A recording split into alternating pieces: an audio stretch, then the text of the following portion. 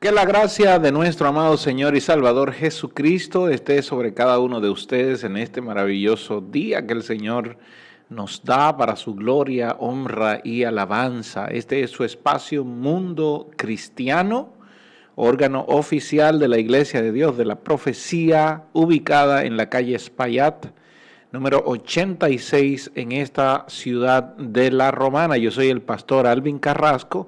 Y el día de hoy vamos a seguir como hemos estado durante todo el mes de septiembre hablando de la Biblia.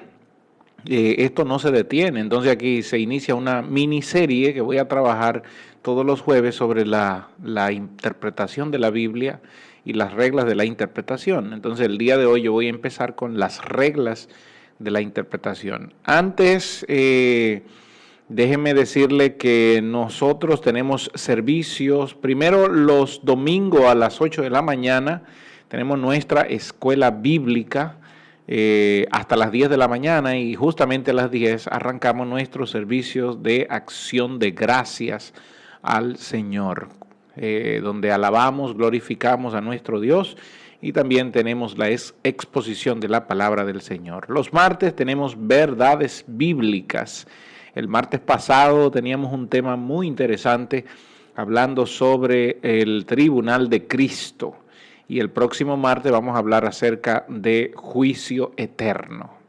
Los jueves tenemos nuestro servicio de alabanza y adoración y este jueves, esta noche dirigen nuestros varones, así que estaremos ahí a las 7 de la noche para también alabar al Señor y escuchar la exposición de la palabra de Dios. Y los sábados los jóvenes tienen su servicio a las 5:30 de la tarde. Están muy integrados los jóvenes con este trabajo. Pero este sábado no habrá servicio, sino que los jóvenes estarán en un proceso evangelístico, irán a evangelizar a uno de los bateyes de aquí de la ciudad de La Romana. Queremos bendecir por este medio a todos los hermanos que están desde el sur del país, desde el sur de la isla, provincias Pedernales, Barahona, Neiva, San Juan de la Maguana, Azua, Elías Piña y Jimaní. Yo siempre le envío saludos porque esa zona es mía, yo soy de Barahona y el Señor me ha traído a la ciudad de La Romana. Por lo tanto, soy serie 80, pero serie 26 también. He adquirido eso. Gloria al Señor. Serie 26 por la ciudad de La Romana y serie 80 por Paraíso de Barahona. Así es. Así que bendecimos a toda la gente de allá. Vamos a lo que nos compete. Las reglas de la interpretación bíblica. Y es aquí donde surge una pregunta. Pastor, entonces, ¿la Biblia tiene reglas de interpretación? Claro que sí. Muchas veces las obviamos y predicadores inexpertos obvían las reglas de la interpretación, pero la Biblia, como todo documento antiguo, tiene una regla de interpretación y de hecho una ciencia, una técnica que es la hermenéutica de la cual nos valemos para interpretar textos antiguos. La hermenéutica es una ciencia y un arte que se encarga de la interpretación de textos antiguos, pero para la interpretación de estos textos antiguos no solo incluye la Biblia, también manuales antiguos y sobre todo manuales con el tema de derecho. Por eso los abogados tienen cierto conocimiento sobre la hermenéutica porque eso les ayuda a interpretar incluso hasta las leyes. Entonces la hermenéutica, nosotros nos abrazamos de la hermenéutica para la interpretación de textos antiguos y así la hermenéutica se abraza de otras ciencias que nos ayudan en la interpretación mucho mejor de un pasaje o de un texto bíblico, teniendo claro está, yo voy a hablar la semana que viene de la interpretación inmediata y de la interpretación alejada. Vamos a hablar las próximas 2 semanas de esto, pero es necesario que nosotros miremos primero el significado de la hermenéutica, que ya lo dije, que es la ciencia que se encarga de la interpretación de documentos antiguos, y sobre todo la hermenéutica bíblica, que se encarga de la interpretación de la palabra de Dios, de los textos de la palabra de Dios. Contestando la pregunta, sí, la Biblia tiene una serie de reglas para su interpretación. No se puede interpretar de manera somera ni de manera contenta la palabra de Dios, sino que tiene una regla básica que todo estudioso de la Biblia debe someterse a ella para poder sacar del contexto bíblico lo que la Biblia realmente quiere decir. Claro, hay diferentes métodos de interpretación y nosotros vamos a ver algunos cuantos acá. Yo le voy a hablar sobre algunos cuantos, pero antes es necesario hablarle de las cualidades que debe tener un intérprete bíblico.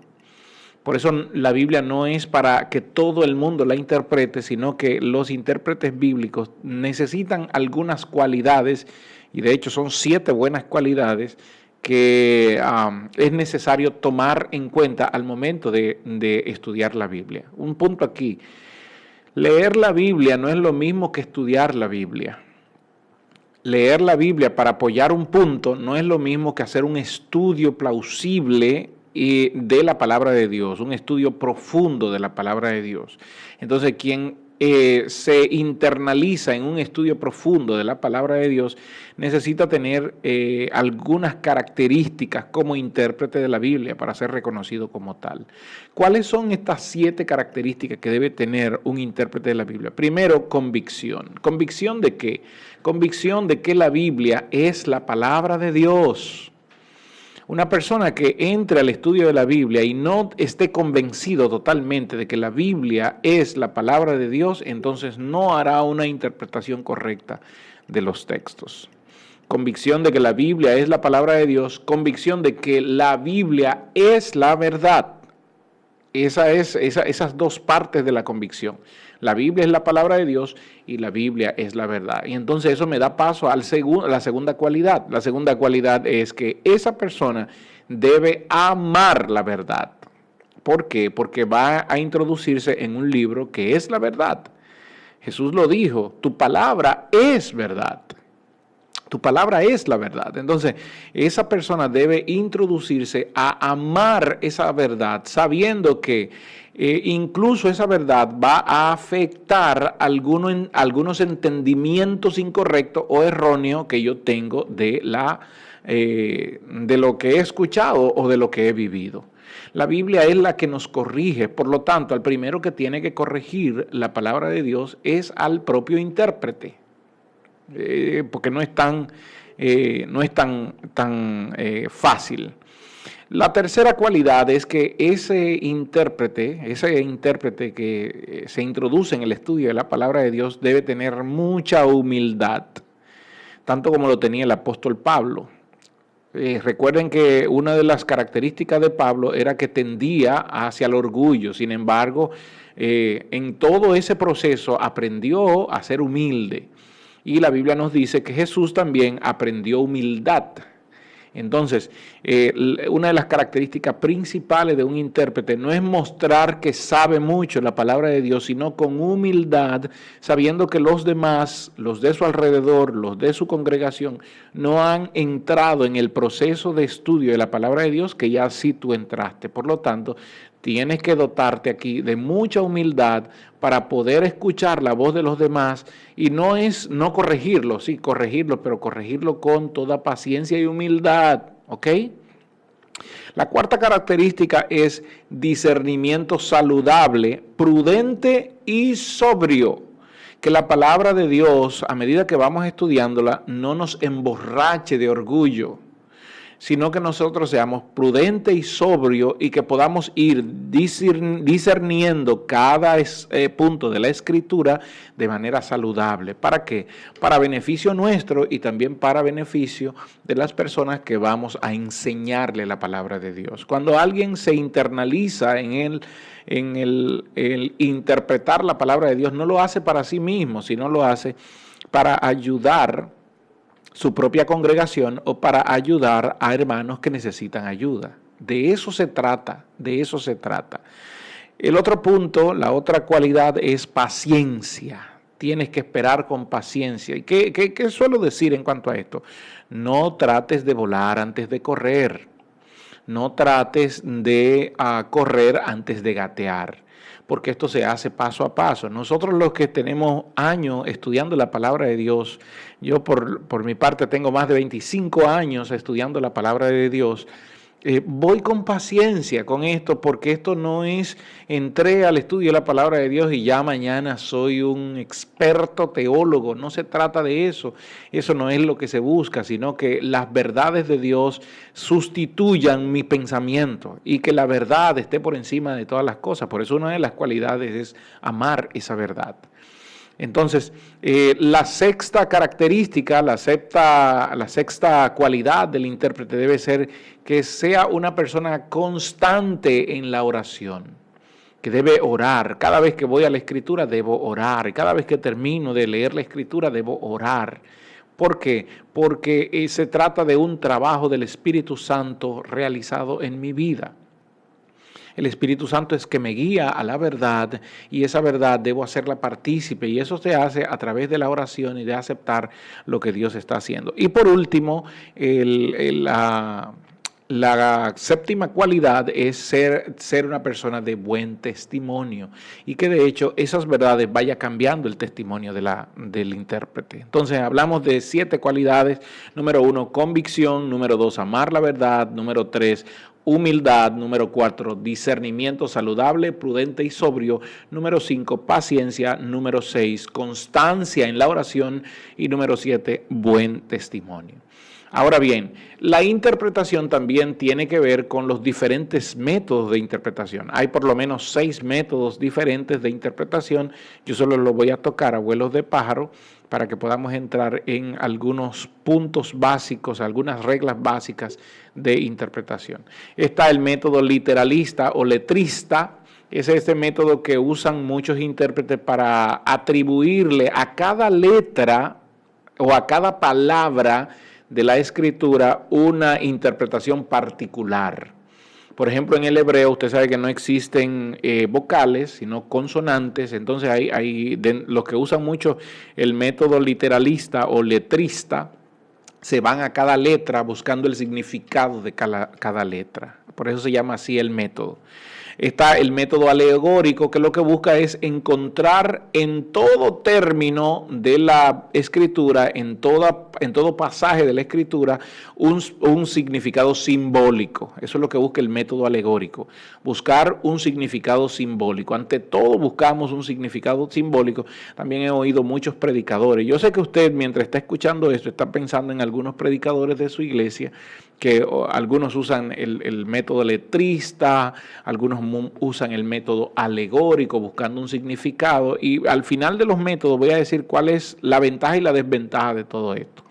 Otros usan el método místico, y el método místico lo que hace es atribuir a cada texto diversas interpretaciones. Le atribuyen, dependiendo de cómo tú te sientas, tú le das esa interpretación, y eso se usa mucho hoy. Dependiendo de cómo tú te sientas o de cómo tú veas las cosas o de cómo, entonces entra ya un punto más humanístico, entra un punto más personal que un punto bíblico. En vez de poner la palabra de Dios en nosotros, lo que hacemos es poner nuestros sentimientos en eso para que eso nos dé una respuesta. El cuarto método es el método liberal, y este método rechaza algunas doctrinas importantes de la Biblia. Rechaza la doctrina del Espíritu Santo, rechaza la doctrina de la Trinidad de Dios, etcétera, etcétera, porque este método lo que hace es crear una influencia particular. Ese es un método que descendió del racionalismo. Lo que se busca aquí es la razón. Quienes más usan este método son aquellos gnósticos, cristianos gnósticos, así se llaman, que usan más el método liberal. Todo va a depender de lo que yo me esté diciendo el texto a mí y lo que yo interpreto de eso. Ustedes recuerdan cuando Jesús habla con aquel hombre que le preguntó sobre qué debía hacer para ser salvo. Él le preguntó: Señor, ¿qué debo hacer para ser salvo? Y Jesús le pregunta: ¿qué dice la Escritura? Bueno, amar a Dios sobre todas las cosas, con toda tu alma, con toda tu mente, con todas tus fuerzas, con todo tu corazón, y al prójimo como a ti mismo. Jesús le dijo, ¿qué dice la Escritura? Y luego le hace otra pregunta, ¿qué tú lees? Es decir, ¿cómo tú interpretas eso? ¿Por qué? Porque muchos tienen una forma de interpretación liberal, y usan ese método liberal. El quinto método es el método dogmático, y este fue el método que más usó la Iglesia Católica en la Edad Media, porque este buscaba explicar las creencias y prácticas de las enseñanzas de la Biblia, pero lo explicaban a base de dogmas. Creaban incluso dogmas, buscaban una escritura y creo un dogma, busco una escritura y creo una doctrina en base a lo que me está diciendo esa escritura. Y muchos incluso, ojo con esto, muchas de las doctrinas que hay incluso en las iglesias locales hoy en día fueron usadas con el método dogmático. Ok, aquí me detengo. ¿Por qué? Porque estos métodos tienen sus ventajas y tienen sus desventajas. Para un intérprete responsable de la palabra de Dios, ninguno de estos métodos son factibles. El método más factible y el que yo más recomiendo, y es el que yo uso, es el método gramático histórico. ¿Qué es lo que hace este método gramático histórico? Consigue que las escrituras le den el significado que los escritores trataron de compartir. Es decir, cuando Pablo escribió, ¿cuál era el mensaje que Pablo quería dar? Entonces, un intérprete que se base en el método gramático histórico, lo que busca es sacar de allí el ingrediente que Pablo quería comunicar, sacar de allí el ingrediente que Dios quería que se nos comunicara a nosotros. Los anteriores tienen sus fallas. Este es el método que yo más recomiendo. ¿Por qué? Porque este método sustituye mi pensamiento. No se trata aquí de lo que yo llevo a la palabra, sino de lo que yo voy a sustituir en mí que la palabra me está diciendo. Y entonces así es como se hace una exégesis correcta. Recuerde que exégesis significa sacar de la Biblia, sacar de la palabra de Dios lo que realmente la palabra de Dios nos quiere comunicar. Y para hacer esto, el mejor método es el método gramático histórico. ¿Qué dice lo que está escrito ahí? ¿Cómo se escribió? ¿Por qué se escribió? ¿Qué decía el contexto? ¿Qué decía la historia? Y entonces de ahí sacamos el componente que realmente Dios quería comunicarnos. A diferencia de los otros métodos, por ejemplo, el método liberal o el método dogmático o el método místico, buscan mejor centrar la mente del intérprete en la escritura, es decir, poner en la escritura lo que ésta no dice. Y esto es lo que se llama eisegesis, a diferencia de la exégesis, que es sacar de la escritura lo que realmente dice. Por eso yo recomiendo más el método gramático histórico. Ok.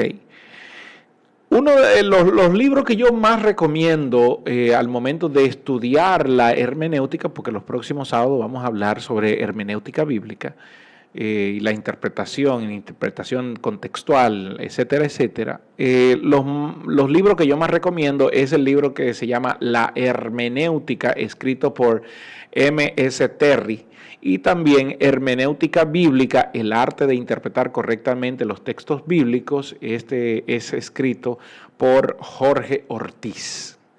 S.M. Terry, La Hermenéutica, y Jorge Ortiz, Hermenéutica Bíblica, el arte de interpretar correctamente los textos bíblicos. Ahora bien, dentro de la interpretación, ¿existen, pastor, algunas reglas? Sí, me queda poco tiempo, así que voy a dar pocas reglas resumidas que nos van a ayudar. Primero, la primera regla de interpretación es la regla texto-contexto.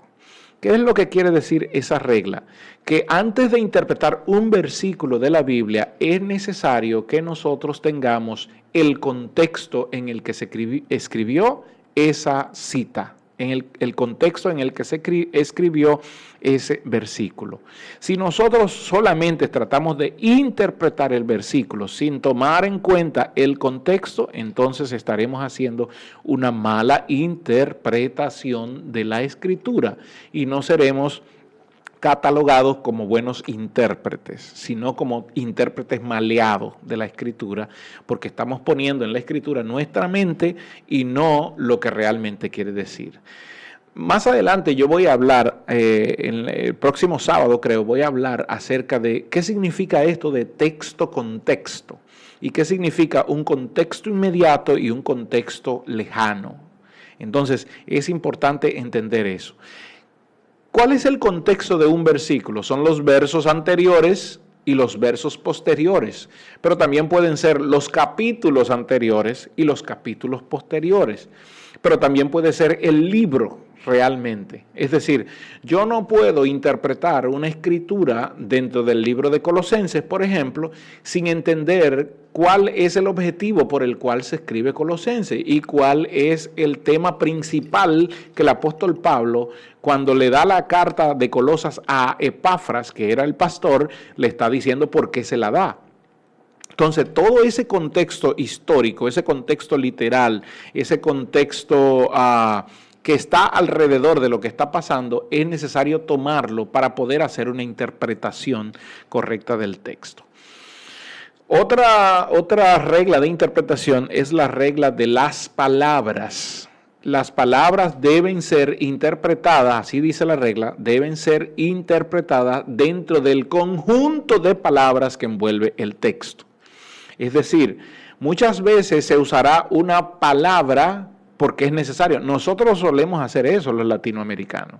Usamos una palabra, pero una palabra tiene mucho significado. Ahora, va a depender del contexto en el que yo la use. ¿Ok? Por ejemplo, el apóstol Pablo escribe a los romanos y le dice, porque ahora está más cerca nuestra salvación de que cuando creímos. La pregunta es, ¿a qué se refiere el apóstol Pablo allí con la palabra salvación?